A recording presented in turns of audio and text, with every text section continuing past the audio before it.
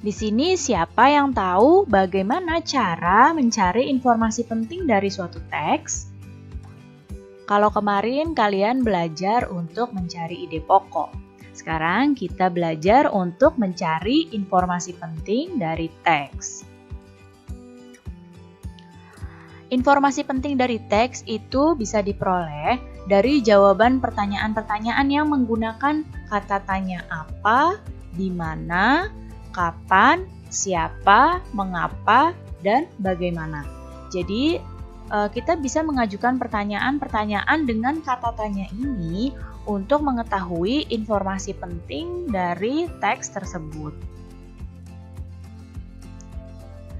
Jadi, untuk mendapatkan informasi penting, kita juga dapat membuat pengelompokan untuk setiap pertanyaan dengan cara membuat peta pikiran atau mind map. Ya, mind map untuk daftar pertanyaannya. Sekarang coba kita temukan informasi penting dari teks berikut ini, yaitu teks Dayu dan ikan hias. Ya, di sini ada sebuah teks. Dayu memelihara banyak ikan hias berjenis ikan mas koki. Ikan-ikan hias itu dipelihara dalam sebuah akuarium. Setiap hari Dayu memberi makan ikan-ikannya. Dayu juga rutin membersihkan akuarium lalu mengganti airnya dengan air bersih. Kegiatan itu ia lakukan seminggu sekali. Dayu senang melihat ikan-ikan di dalam akuarium berenang ke sana kemari. Dayu memperhatikan saat mulut ikan-ikan itu terbuka dan menutup, seolah-olah ikan itu selalu menelan air. Dayu bertanya-tanya apa yang dilakukan ikan-ikan itu. Nah, mari kita cari informasi penting dari teks ini, yaitu dengan membuat mind map seperti ini. Nah, judul teksnya kan Dayu dan ikan hias. Di tengah-tengah ini, lihat yang warna kuning, ini adalah judulnya. Nah, mind map itu bentuk atau peta pikiran ini dibentuk bercabang-cabang seperti ini. Nah, ada pertanyaan yang pertama nih, lihat panahnya ya. Dengan menggunakan kata tanya apa? Apa nama ikan hias yang dipiara? Kita lihat di sini. Ikan mas yang dipiara oleh Dayu adalah ikan mas koki. Berarti kita dapat informasi penting bahwa ikan yang dipiara adalah ikan mas koki. Kemudian, pertanyaan yang selanjutnya dengan kata tanya di mana? Di mana ikan hias itu dipiara? Nah, di sini bisa kita lihat Dayu senang melihat ikan itu di akuarium. Nah, dipeliharanya di dalam sebuah akuarium. Berarti ikan hiasnya dipiara di akuarium. Informasi penting selanjutnya, ikan hias dipeliharanya di akuarium. Kemudian, pertanyaan yang selanjutnya, siapa yang memelihara ikan hias? Nah, pasti tahu ya, yang memelihara ikan hiasnya adalah Dayu. Jadi, informasi penting selanjutnya, Dayu yang memelihara ikan hias tersebut. Yang selanjutnya, pakai kata tanya kapan. Kapan ikan hias itu diberi makan? Nah, di sini ada informasi pentingnya. Dayu memberi makan ikan hias tersebut setiap hari. Nah, berarti informasi ikan hiasnya kapan diberi makan berarti setiap hari. Kemudian, kapan akuarium dibersihkan? Akuarium dibersihkannya di sini seminggu sekali. Berarti informasi selanjutnya yang dibersihkan akuariumnya selama seminggu sekali. Pertanyaan yang selanjutnya pakai kata tanya apa?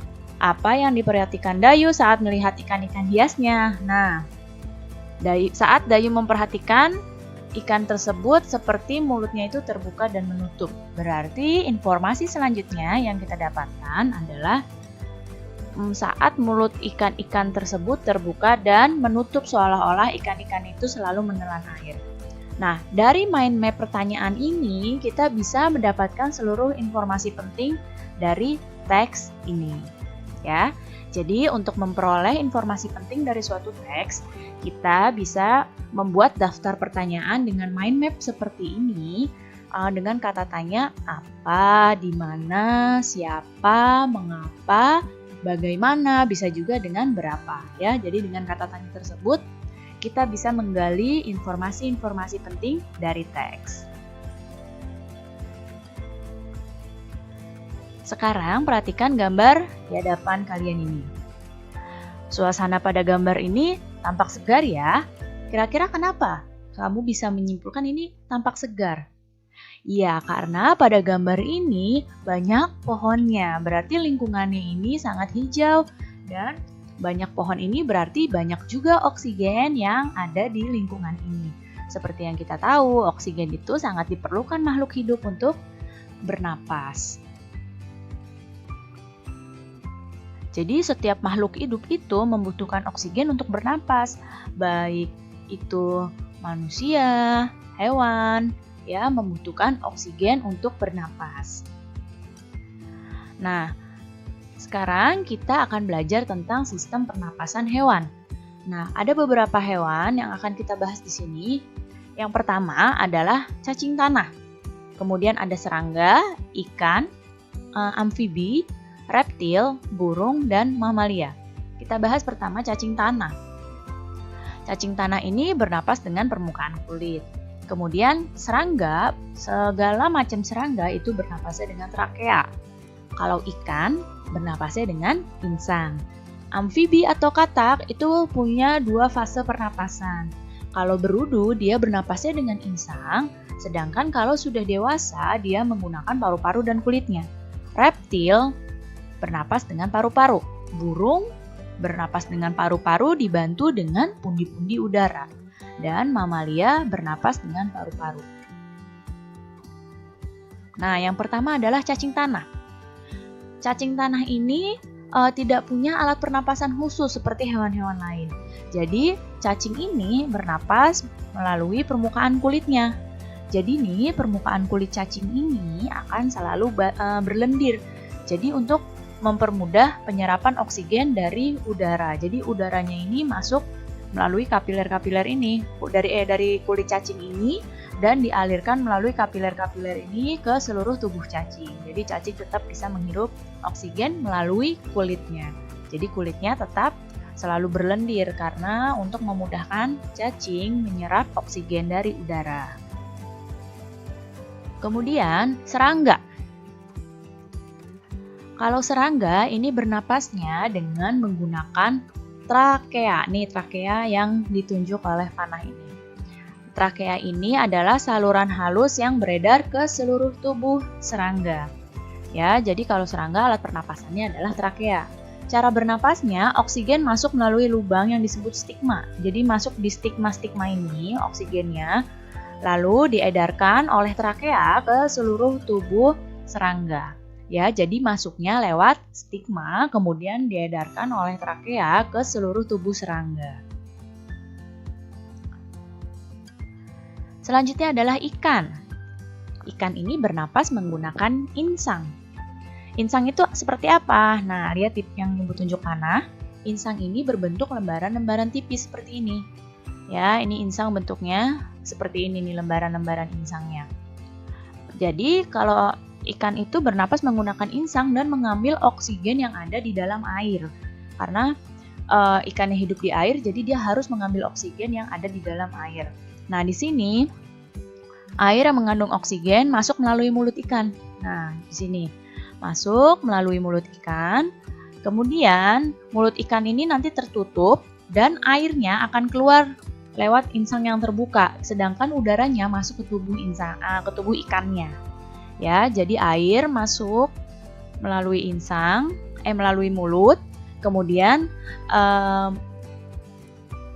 mulut ikannya ini tertutup dan air akan mengalir ke bagian insang yang terbuka, sedangkan oksigen yang masuk ke tubuh ikan dan terjadilah pertukaran oksigen dengan karbon dioksida. Oh iya, kalau makhluk hidup ini seperti hewan, ketika menghirup, udara yang dihirup itu oksigen. Sedangkan yang dikeluarkan dari tubuh hewan adalah karbon dioksida, ya. Kemudian selanjutnya adalah amfibi atau katak. Amfibi ini adalah hewan yang hidup di dua alam. Ya, kalau katak itu hidup di air dan di darat. Makanya katak disebut dengan amfibi. Jadi amfibi itu punya dua tahap hidup. Nah, kalau katak ini ketika hidup di air, dia bentuknya kecebong dan ini adalah katak dewasa. Nah, ketika katak ini hidup di air, pada fase berudu, ini bernapasnya dengan menggunakan insang. Sedangkan ketika di darat, katak ini bernapas dengan paru-paru dan kulit.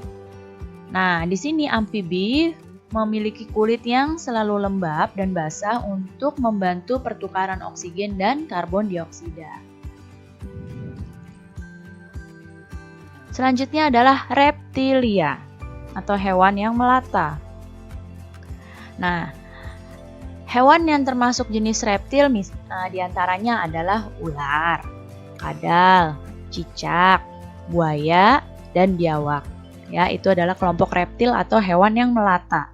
Kalau reptil itu bernapasnya dengan menggunakan paru-paru. Jadi udara masuk melalui hidung, lalu ke batang tenggorokan, lalu ke paru-paru. Nih, lihat panahnya masuk melalui lubang hidung, ke batang tenggorokan, lalu ke paru-paru. Begitu juga dengan ular, masuk melalui lubang hidung, kemudian ke paru-paru. Nah, tapi pada reptil yang sering berkembang di air, contohnya seperti buaya. Buaya itu kan sering hidupnya di air, lebih sering di air. Nah, yang sering berkembang di air seperti ini, hidungnya punya sistem khusus, yaitu hidungnya dapat ditutup jadi selama menyelam. Ketika buaya di air, hidungnya akan tertutup. Jadi selama menyelam itu hidungnya tertutup. Dengan begitu, airnya tidak akan masuk ke dalam paru-paru. Jadi seperti itu ya. Selanjutnya adalah burung.